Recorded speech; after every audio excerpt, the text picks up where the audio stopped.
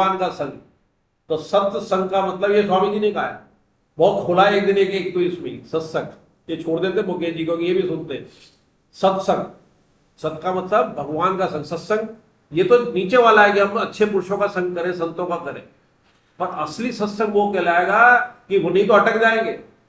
संतों के संग में संतों भी अटक गए, उन्हीं में लग गए तो भगवान तक नहीं पहुंचे। और कई संत कहीं ऐसे मिल गए वो खुद ही पे अटका ले। तो सत्संग तो चल रहा है लेकिन भगवान नहीं मिल रहा। संतों में संग भी करते हैं तो संतों में बाह्य स्वरूप में तो पकड़ लेते हैं, भाई को पकड़ लेते हैं, इसमें हानि होती है। सत्संग संत वही है जो आपको है ना भगवान तक पहुंचा के दूर हट जाए। लिफ्ट वही है जो छत पर पहुंचा के फिर दोबारा लिफ्ट खड़ी रहेगी तो नीचे ले आएगी ना। लिफ्ट वही है जो 7वीं मंजिल पर करके और 7 नीचे चली जाए। अब कैसे आएगा, और सीढ़ी भी ना हो। हाँ क्या पूछ रही थी? निरंतर वो भगवान का नाम लेना, तो भगवान से जुड़ना ही है। हाँ हाँ, तो भगवान का सुनना है ना, वो सत्संग हो गया ना। सत्संग हो गया, सत्संग। भगवान का संगीत हाँ हो गया ना। तो सेवा सुमरन से सत्संग में हो गया ना। भगवान किसकी सेवा चाह रहे हैं? अपने ही दिनों की, तो वो सत्संग हो गया। आखिरी उद्देश्य तो सत्संग ही है, भगवान तो संग ही है। हरे कृष्णा। तो ये बात सवाल करने से बातें निकलती है। अब ये हो गया ना तीनों। हाँ एक और बात आती है कि आपका एक तो सुखों का हो गया, रजों का क्या करता है, कर्मों में लगा रहता है। ये सारी चीज का कर्म में मजा आता है, खूब बढ़िया कर्म कर रहा, फैक्ट्री लगा ली, 10 फैक्ट्री लगा ली, इतना रोजगार दे दिया, देख मेरे कारण ये सब चल रहा है, मेरे कारण ये परिवार, मेरे सारे रिश्तेदारों को नौकरी लगा दी, सबका उसे उसी में मजा आता है। लेकिन एक इसके आता है, एक लाइन आई इसके अंदर बहुत अच्छी, कंटकेन कंटकम, कि रजोगुण को सतगुण से निकालो। आप ये लगे हुए उसमें, अब आप वो कांटा फंस गया रजोगुण का कि कर्म कर्म कर्म कर्म कर्म करे जा रहे हो, तो उसको सत्कर्म मतलब अब इसको किससे निकालना है? कांटे से निकाला, सतोगुण में ऊपर चले गए, कर्म करते करते निष्काम होकर और ऊपर आ गए, अपने सेवा करने लगे, सेवा करने लगे। अब उसको भी नहीं भोगना है, किसको? सतोगुण को भी नहीं भोगना है। तो क्या निकाला कि कांटा लग गया आपके, तो एक कांटे से निकाला, तो रजोगुण को आपने खत्म किया। अब सतोगुण तो आपके कांटा निकाला, हाँ ये कांटा बहुत बढ़िया, तो उसको अपने घर में अलमारी में सजाओगे क्या? दोनों को फेंक दो। एक कांटे से कांटा निकाला और फेंक दिया, ये कला है सतोगुण को भी छूटने की। और ये सत्संग से ही मिलेगा। ये सत्संग जो भगवान के पास पहुंचा दे वो सत्संग। तो गुणों में नहीं फंसकर गुणों में पीछे इससे परम सत्य का अनुभव करें। और इसमें एक चीज और आई है, भागवत में श्री कृष्ण कहते हैं, मार्मिक बात में ये बहुत इंपॉर्टेंट है, वो वाली लाइन ले लेते हैं। भागवत में श्री कृष्ण कहते हैं, शास्त्र जल प्रजाजन देश समय कर्म जन ध्यान मंत्र संस्कार, ये 10 वस्तुएं अगर सात्विक है तो सतोगुण, ये अगर राजसी है तो रजोगुण, और तामसी है तो तमोगुण की वृद्धि होती है। 10 चीजें कही है, इसको नोट कर लेना। हमारा शास्त्र मतलब जो पढ़ रहे हैं, अच्छा पढ़ रहे थे तो अगर ये पढ़ रहे फैक्ट्री कैसे बनेगी, धंधा कैसे चलेगा, उसकी किताब पढ़ रहे हैं, वो भी शास्त्र है, तो वो रजोगुण हो गया। और उल्टी सीधी किताबें पढ़ रहे हैं, पुस्तक सब तरह की है। जल, जैसे गंगा जल हो गया, एक जल जो है आपके पौधे सींचने के काम आ रहा है, एक आपका शुद्ध पीने के काम आ रहा है, और एक नाली में जा रहा है, बर्तन धोने के काम आ रहा है। तो तीनों गुण आ गए ना जलों में। ऐसे प्रजाजन, प्रजाजन का अर्थ यहां पर संघ से है। इस प्रजाजन का मतलब जो जन के बीच में रहते हैं वो संघ हो गया। देश, कौन सा देश है? आज अगर हम अफ्रीका के ऐसे देश में चले जाएं जब भगवान की चर्चा ना हो, तमोगुणी देश होगा, वह शराबी गंगा जल है, सुबह से शाम तक उसी को बुरा माना जाता है, अच्छा माना जाता है। तो देश का हो गया, समय के हिसाब से हो गया, समय के अपने जिक्र भी कर लिया कि समय काल कौन सा चल रहा है।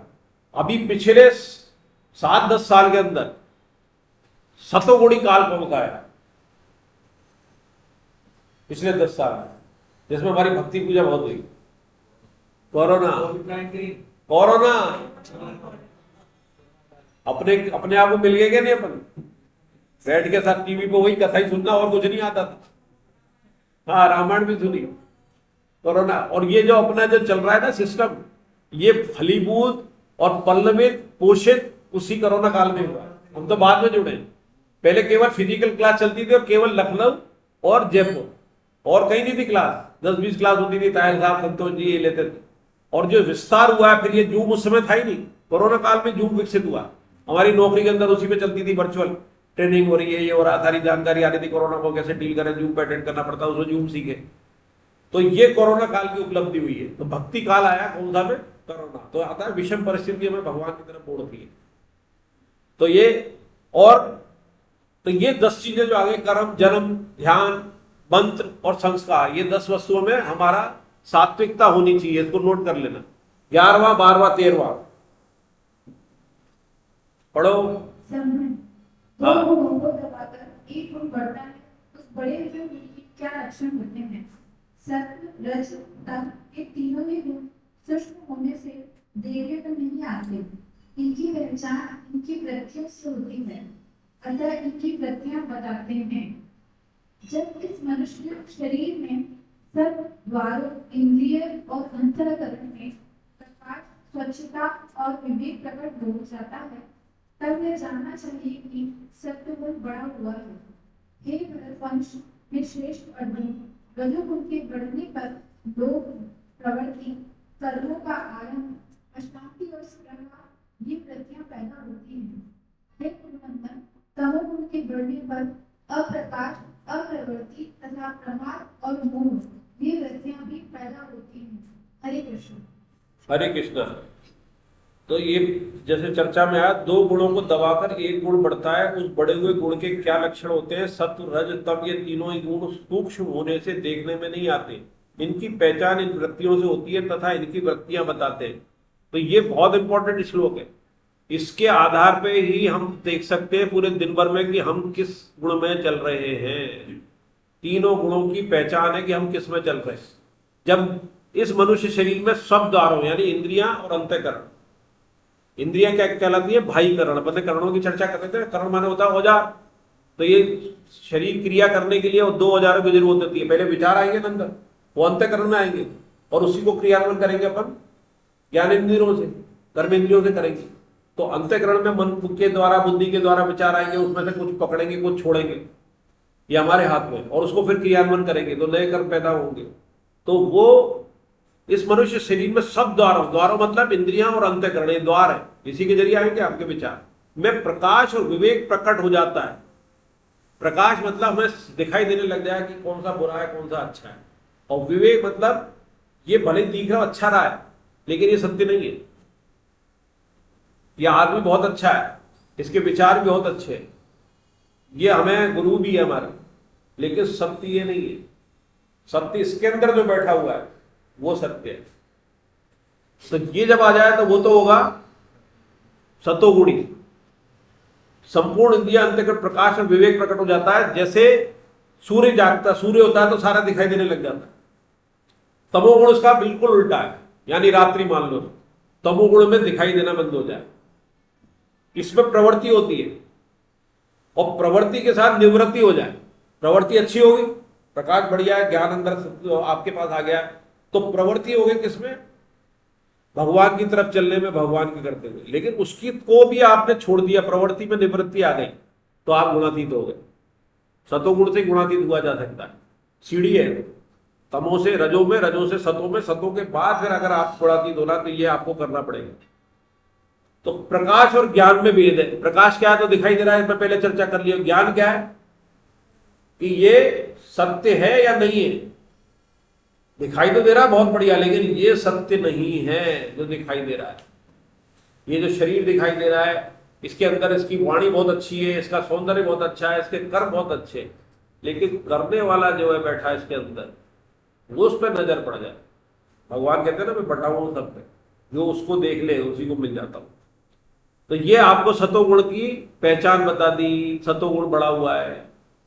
हे भरतवंश में श्रेष्ठ है जो रजोगुण के बढ़ने पर लोभ, प्रवृत्ति, कर्मों का आरंभ, अशांति और स्प्राय, ये वृत्तियां पैदा होती है।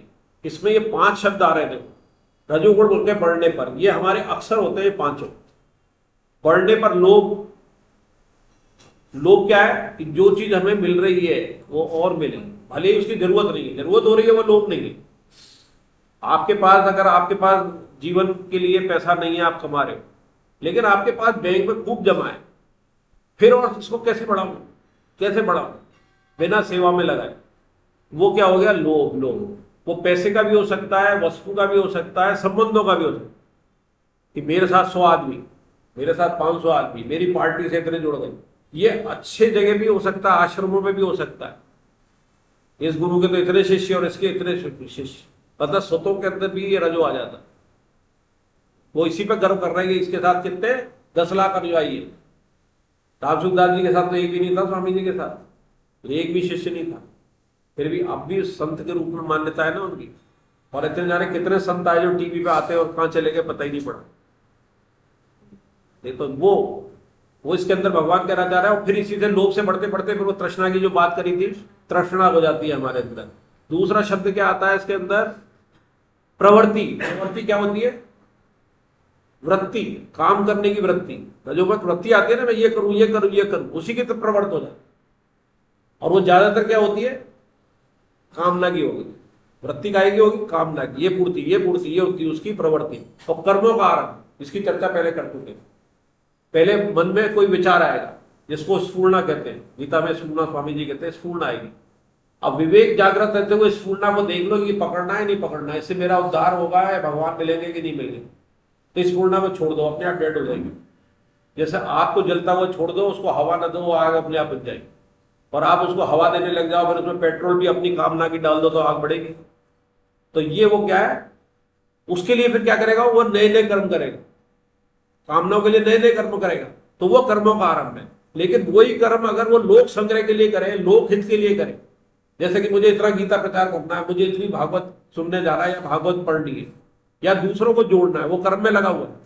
या मैंने पैसा कमाया, उसको केवल इसी में लगाना है कि मुझे गीता जी का करना है या मुझे भागवत करानी है। किसके लिए? सब सुन सके, मेरे लिए नहीं करा रहा। एक तो ये होगा कि मेरी मुक्ति के लिए करा रहा, मेरे पितरों की मुक्ति के लिए। पितरों की अपने आप हो जाएगी अगर आप दूसरों की मुक्ति चाहोगे। तो वो क्या होगा? कर्मों का प्रारंभ, ये भी आएगा रजोगुण। अगर आपके बार बार ऐसे आ रहा है तो वो रजोगुण में हुआ। अशांति, आपको अच्छा कर्म करने के बाद भी आपने बहुत धर्म के काम कर ले, आप भागवत सुन के भी आ रहे हो फिर भी शांति नहीं, इसका मतलब रजोगुण में थे आप, केवल आनंद लेने के लिए गए थे, भगवान की प्राप्ति के लिए नहीं गए कि मुझे कुछ मिल जाए, मेरा उद्धार हो जाए, इसलिए नहीं गए। सबसे नंबर 1 पहला कारण होता है, कितनी भी भागवत हो रही है आपके कोटा शहर में इतनी होती है, 2 कारण से आता है। एक, किसने बुलावा भेजा, और दूसरा कौन आ रहा है, और तीसरा फिर संग। चौथा 5 जने जा रहे हैं, अरे यार तू नहीं चलेगा क्या? 3 में जा रहे हो, अपनी चॉइस से नहीं जाते। और वहां पर भी फिर नमस्ते कितनी हो रही है, कितने पहचान रहे हैं, और आगे बिठा लिया तो और मजे आ गए। विनोद अग्रवाल जी ने शरीर छोड़ दिया, वो बहुत पहुंचे हुए थे। विनोद अग्रवाल जी मैं पर्सनल मिला हुआ हूं, घर भी आ चुके विनोद अग्रवाल, वो पहुंचे हुए थे। रजोगुण के सतों को भी पार कर दिया। तो ज्ञानानंद जी वो वृंदावन बस गए थे कि शरीर वहीं छोड़ा, और वहीं छोड़ा 2018 में छोड़ा, मैं अंतिम दर्शन भी करके आया। तो उनका, और उन्होंने कह दिया था इलाज अगर मैं बीमार हो जाऊं तो मुझे दिल्ली बंबई नहीं ले जाना, मैं आया इसलिए हूं। नहीं तो अक्सर क्या होता, दिल्ली बंबई ले जाते थे, पैसे वाले तो थे ही।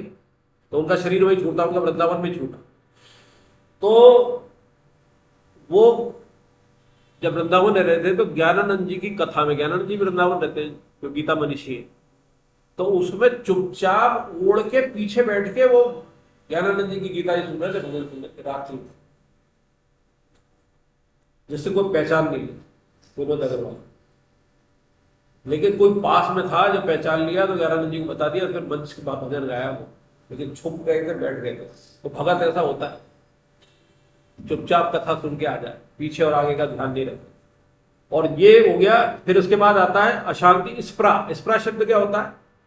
इसका रियल में अर्थ है जो गीता जी के हिसाब से परवाह। स्प्रा वैसे तो इसमें इच्छा भी हो जाती है, और स्प्रा जैसे इससे दूर रहूं, छूऊं, ये नहीं है इसका। इसका है परवाह। स्प्रा से वृत्तियां पैदा होती है। परवाह किसकी है? मेरा गुजारा कैसे होगा, मेरे को मान सम्मान कैसे मिलेगा, मेरी पूछ कैसे होगी, मेरे बैंक में पैसे कैसे जमा होंगे, आज मेरे को ये भोजन मिल गया होटल में, कल मैं 5 स्टार में खाऊं, ये परवाह करने लग जाए। और जो इससे ऊपर उठ जाएगा, सतों में चला जाएगा, परवाह नहीं करता मुझे भोजन क्या मिलेगा, कैसे मिलेगा। स्वामी जी की तो बात ही दूसरी है, वो तो हर समय स्प्रा में ही रहती है, कौन सा कमरा मिलेगा, क्या भोजन मिलेगा, कोई मतलब। तो ये स्प्रा है, ये वृत्तियां पैदा होती है। और हे गुरुनंदन, तमोगुण के पढ़ने पर अप्रकाश, अप्रवृत्ति तथा प्रमाद और मोह, ये वृत्तियां पैदा होती है। अप्रकाश क्या है? कि आपको ज्ञान को ढक देना। प्रकाश में तो ज्ञान दिखाई देता है, आपको पता ही नहीं पड़ेगा उसमें तमोगुणी को कि अच्छा और बुरा क्या है। कोई नशे में होगा तो पता पड़ेगा क्या उसे अच्छा बुरा क्या है। जिसका सम्मान करना है उसे तो गाली दे देगा, और जो सम्मानित नहीं उसके पांव छू लेगा, करता ना दारूड़िया। तो ये क्या है? अप्रकाश, उसे यही नहीं पता क्या करना है। और प्रमाद, अप्रवृत्ति, अप्रवृत्ति मतलब कोई काम नहीं करता। प्रवृत्ति तो रजोगुण में हो जाता है, और प्रवृत्ति से निवृत्ति सत्वगुण में हो जाती है। या अप्रवृत्ति, कुछ ही नहीं करना, आलसी हो गया, पढ़ाई हो गई, ठीक है। और फिर वही आ गया प्रमाद। प्रमाद सबसे खतरनाक है। मोह, मोह मतलब जो है उसमें आनंद ले रहा है। मोह मतलब एक तरह से बुद्धि में आवरण आ जाना, अज्ञानता में, वो मोह आ गया। अब ये 14-15 ले लेते हैं लास्ट, 14-15। हरे कृष्ण। हरे कृष्ण।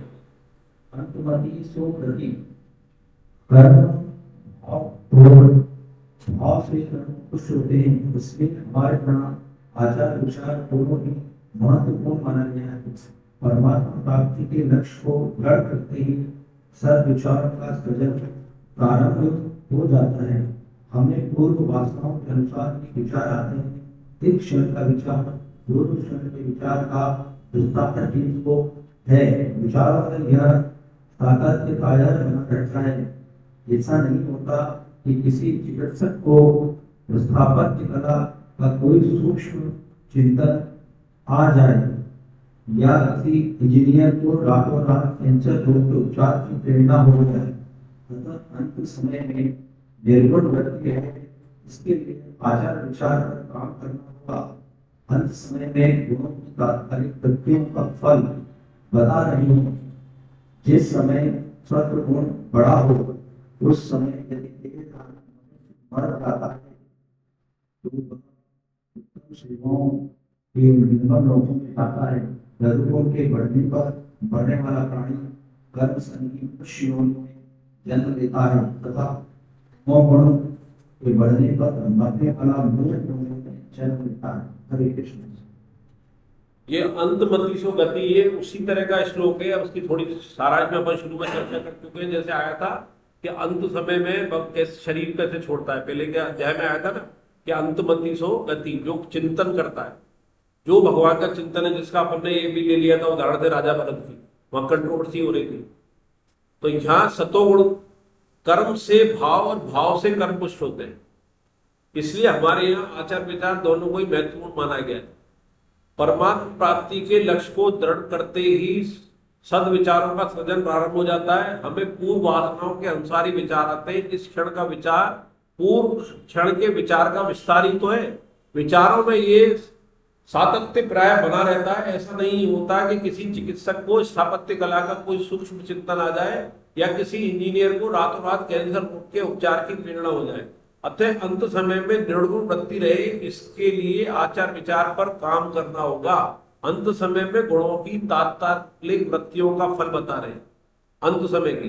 पर इसमें कहने का अर्थ ये कह रहे हैं कि आप क्या सोचो कि मेरे अंत समय में ये सतोगुण बढ़ जाए, मेरे अंत समय में रजोगुण बन जाए, मेरे में तमोगुण न रहे, या अंत समय में मेरे भगवान का चिंतन हो जाए। जब भगवान के चिंतन की बात आई थी तो ये कहा था उस समय कि हर क्षण भगवान का चिंतन करो, कि कब क्षण आपका आखिरी हो आपको पता नहीं है। इसमें ये कह रहे हैं कि ऐसा हो नहीं सकता कि जिसके जिंदगी भर तो कोई और विचार चला और उस समय रजोगुण नहीं रहा है और उस समय सात्विक गुण आ जाए उसके, ऐसा नहीं हो सकता।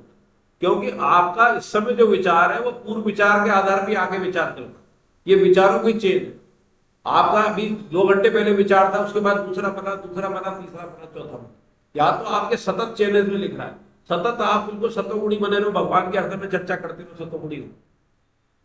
तो ऐसा नहीं हो सकता है कि जैसे उदाहरण के लिए है कि चिकित्सक स्थापत्य कला का या कोई इंजीनियरिंग की बात सोच ले तुरंत, और कोई इंजीनियर जो है वो कैंसर का इलाज सोच ले, कि जिंदगी भर तो उसने इंजीनियरिंग सोची है। तो उसका उदाहरण देके कहा है तो आखिरी समय में आप जिंदगी भर रजो और तमोगुणी रहे हो, तो आप सतोगुणी कैसे हो जाओगे? इसका अर्थ ये कहना चाह रहे हैं भगवान की तू हर समय सतोगुण में रहे, उसका ही अभ्यास कर। और उसकी टेक्निक क्या बता रहे हैं? टेक्निक आचार विचार बता रहे हैं, भाव से क्रिया होती है। और फिर स्वामी जी कहते हैं कि 4 चीजें होती हैं, पहले भी चर्चा हो चुकी है, पदार्थ, क्रिया, भाव और उद्देश्य। हम क्रिया बहुत अच्छी कर रहे हैं और भाव और उद्देश्य सही नहीं है तो क्या अच्छा परिणाम होगा? अगर इसमें उद्देश्य एक सही है, आखिरी उद्देश्य है, उद्देश्य अगर सही है तो भाव खराब होते हुए अच्छे हो जाएंगे। आपका उद्देश्य कि गीता क्लास में मुझे पहुंचना है, भगवत प्राप्ति करनी है, इसलिए उद्देश्य के लिए लिखने की बात कहते हैं, तो आपका भाव कुछ भी होगा, लेकिन आपका ये याद आ जाएगा यार लिख रहा हूं। साल 2 साल 5 साल लिखने के बाद ये अनुभव हो जाएगा, जब आप लिखने लगोगे एक तो छूटेगा नहीं, और लिखते लिखते ऐसा हो जाएगा कि यार ये तो करना ही है, भगवत प्राप्ति करनी है, बार बार लिख के प्रैक्टिस हो जाएगी। तो उद्देश्य अगर आपका सही होगा तो आपके भाव भी सही हो जाएंगे, क्रिया भी सही हो जाएगी, पदार्थ कैसे भी सही हो जाएंगे। एक कर्मी सैनिक, उसका उद्देश्य है भारत माता की रक्षा करना और कोई उद्देश्य नहीं। हत्या भाव है, क्रिया भी हत्या के लिए हो रही है, पदार्थ में भी बंदूक है, फिर भी उसका उद्धार हो रहा है। सतोगुणी कर्म कर रहा है वो, और सतोगुणी से ऊपर करके वो कैसे कि उसे परिवार याद नहीं आए वहां कि भगवान ने तुझे मुझे देश की रक्षा के लिए प्राण जाते समय ये बात आ जाए कि भगवान तूने मेरे जो काम किया मैंने निभा दिया, उसकी मुक्ति हो जाएगी ना, केवल उद्देश्य सही होना। इसलिए स्वामी जी कहते हैं कि उद्देश्य रखो अपना, एक उद्देश्य, मुझे भगवत प्राप्ति करनी है, भाव अपने आप पीछे आ जाएंगे, क्रिया अपने आप पीछे आ जाएगी। तो क्रिया भी रजोगुणी हो गया, रजोगुणी भी सतोगुणी में चला जाएगा, और निवृत्त प्रवृत्ति उसमें तमो भी नहीं जाएगा, क्योंकि आपका उद्देश्य जब भगवत प्राप्ति है तो चाहे लेटे भजन करो, चाहे खड़े होकर करो, कुछ भी करो, उद्देश्य भगवत प्राप्ति है। कहीं बैठे हो, उद्देश्य भगवत प्राप्ति है, भगवान की चर्चा करनी है, और उसमें उद्देश्य ये भी हो गया कि भगवान का काम करना है, क्या गीता प्रचार करना है। आप गीता प्रचार से मत जोड़ो, कहीं ये कहता है कि साहब मेरा रामचरितमानस से मन करता तो रामचरितमानस पर रेगुलर ऐसी कोई चल रही हो संस्था कि रामचरितमानस तो उससे जुड़ जाओ, ये गीता जी की चल रही है ये, और रामचरितमानस तो सरल है, खुद भी पढ़ सकते हैं, अर्थ भी समझ में आ जाता है, कठिन है। तो ये कितनी बढ़िया बात बताइए। और वो कहां जाएगा? उत्तम वेदताओं के निर्मल लोकों में जाता है, जो अपन चर्चा कर चुके, कहां तक? ब्रह्मलोक तक जाता है। और रजोगुण के बढ़ने पर मरने वाले कहां जाते हैं? मनुष्य योनि में जन्म लेते। अगर मनुष्य योनि में हम जन्म लेते लेते लेते मतलब ये कर्म करते करते अगर हम छोड़ दें शरीर, अच्छे कर्म करते हो तो मनुष्य योनि तो मिल जाएगी। अगर किसी का आपने बुरा नहीं किया है और कर्म में अपना परिवार पाल दिया, उसमें कामनावश भी किया तो मनुष्य योनि तो मिल रही है। तो स्वामी जी ने तो वही गारंटी ले रखी है। 5 अगर श्लोक पढ़ रहे हैं तो मनुष्य योनि मिल गई, लेकिन मनुष्य में भी 4 लाख है। जो आज मिली है उससे बेटर मिले, तभी तो पोषित होगा हमारे भाव। अब ऐसा घर मिल जाए हमारे इसी कर्मों से, तमोगुण के कारण, तो जहां कोई चर्चा ही नहीं है, कहीं गीता जी रामचरितमानस ही नहीं है, अपना संप्रदाय बदल दे भगवान, तो कितनी दिक्कत हो जाएगी। तो अपने इसको लगातार रहे तो ये तो निश्चित है कि अगला जन्म में हम कर लेंगे। लेकिन स्वामी जी ये कहते हैं कि ये जन्म ही लास्ट है। आपको भगवान ने मनुष्य जन्म दे दिया और गीता जी से जोड़ दिया, इस ग्रुप से जोड़ दिया, तो ये तो निश्चित हो गया कि भगवान ने तो अपनी तरफ से रास्ता खोल दिया है, दरवाजा खुला हुआ है। हम कितना पहुंच पाते हैं वहां है, और पहुंचने में कोई समय नहीं है। ये भाव जो यहाँ रखते हैं, जो हर समय रहते हैं, वो हर समय रहे, हर समय। परेशानी बहुत आएगी, कई जगह सुनने को मिलेगी, घर की परेशानी भी आएगी, आर्थिक भी आएगी, परिवार की परेशानियां होगी, परिवार में ऐसी ऐसी होगी, इज्जत में भी बात आ जाएगी आप। लेकिन उससे शिक्षा ये मिलती है कि वो सब उसके प्रारब्ध का फल है। वो आत्मा हमारे घर में बेटी, बेटे, पत्नी, भाई किसी रूप में आ गया है, उसका प्रारब्ध है, हम नहीं बदल सकते बशर्ते वो। तो अगर लगता है कि ऐसा हमारे घर में है तो उसको भी गीता जी से जोड़ दो, प्रारब्ध गीता जी बदल सकती है उसका। तो यही कर सकते हैं, हमारे हाथ में क्या है, चाहे अपना परिवार हो चाहे मित्र हो, अपने लिए तो है ही कि हम उसको भगवान की तरफ जोड़ दें तो हमारा उद्धार हो जाएगा। एक ही मकसद हो कि हमारे साथ जितने मिलने वाले हैं वो गीता जी से जुड़ जाए, या गीता क्लास में आ जाए, या हमसे दूर हो जाए, कोई चिंता नहीं, हमारा ग्रुप गीता में ही रहेगा, बातें गीता की होगी। ये घूमने जाती है तो मेरे साथ जितने मिलने वाले हैं उनको सबसे कह चुका हूं गीता में जोड़ना है। अलग अलग तरह के अनुभव है, कई उन्होंने कहने से जुड़ गए, क्लास में नहीं आ रहे, पर उनके बीज तो पड़ गया। कभी आएंगे वो, कभी आएंगे, दोबारा कहोगे, तीसरी बार कहोगे, और शर्म से अगर आ गए और उन्हें आनंद मिल गया तो फिर आएंगे वो, क्योंकि इस आनंद की के बाद दुख नहीं है। कौन सा आनंद है? अत्यानंद, भूमा सुख, चुप साधन। चुप साधन में ये नहीं कि आपको कुछ बोलना नहीं है, अंदर अंदर आनंद में रहना है। बाहर तो पूरे व्यवहार में चाहे गुस्सा ही आ रहा हो, अंदर विचलित नहीं होते। जैसे इसमें क्लास आया था, शायद अपन ने लिया नहीं, कि दो पादरी जा रहे थे, विवेकानंद जी शायद इंग्लैंड में थे, ट्रेन में बैठे हुए थे और उनकी वेशभूषा विवेकानंद जी की थी, पादरी उनकी पादरी थी, तो वो बात इंग्लिश में कर रहे थे। सोच रहा था ये हिंदुस्तानी क्या जानता हूँ अंग्रेजी, विवेकानंद जी तो ज्ञानी थे, तो खूब अटसेट बोल रहे थे खूब। जब पीक आ गया तो विवेकानंद जी ने कहा इसके बाद क्या, दोनों की गर्दन पकड़ के, शक्तिशाली तो थे विवेकानंद जी, योगी थे, तो उठा कर ट्रेन से बाहर फेंक दूंगा। और फिर उसके बाद हंसी मजाक करने लगे। जब क्रोध भी आया तो तुरंत थोड़ी देर में आया, अंदर नहीं रहा, तो तमोगुण का भी इस्तेमाल कर लिया और वापस सतो में आ गए। रक्षा के लिए किया, सनातन की रक्षा के लिए इस्तेमाल किया, तो तमो भी बुरा नहीं है। लेकिन उसमें सबसे ज्यादा खतरनाक क्या है? प्रमाद। तो आज का यही रहा कि प्रमाद तो ले ले, प्रमाद में बहुत चर्चा होती है हर क्लास में। एक लाइन में उत्तर है प्रमाद क्या है, कि जो काम करना चाहिए वो न किया जाए। क्या करना चाहिए? हर समय भगवान की बात, भगवान का चिंतन। कोई काम आड़े नहीं आ रहा इसमें, परिवार चलाना भी काम नहीं आ रहा, रोजी रोटी भी काम नहीं आ रही इसके अंदर, मतलब आड़ नहीं आ रही। हरे कृष्णा। गीता ही जोड़ देंगे, आप साथ आ जाना, आप साथ आ जाना तो आपके कारण तो डर खत्म हो जाएगा उनका। तो आप ही आ जाना, मैं गारंटेड गीता की चर्चा नहीं करूंगा उनके साथ। और ये आप साथ आओगे तो ये भी डांट लगाऊंगा यार कि गीता में क्यों भेजते हो इन्हें। और ये पूछूंगा गीता में जाने के बाद ये बोले हाँ घर की चिंता नहीं करती, ये करती। मैंने कहा बिल्कुल चला जाए, हटाओ, कल से मत आ जाना क्लास में, वो खुश हो जाएंगे। ठीक है, इनका प्रश्न है या आज के लायक भी है गौरव जी का, कि मनुष्य जन्म के बाद मनुष्य मिल सकता है। मनुष्य जन्म के बाद मनुष्य मिलने की तो सबसे बड़ी गारंटी है। गारंटी है क्या नहीं?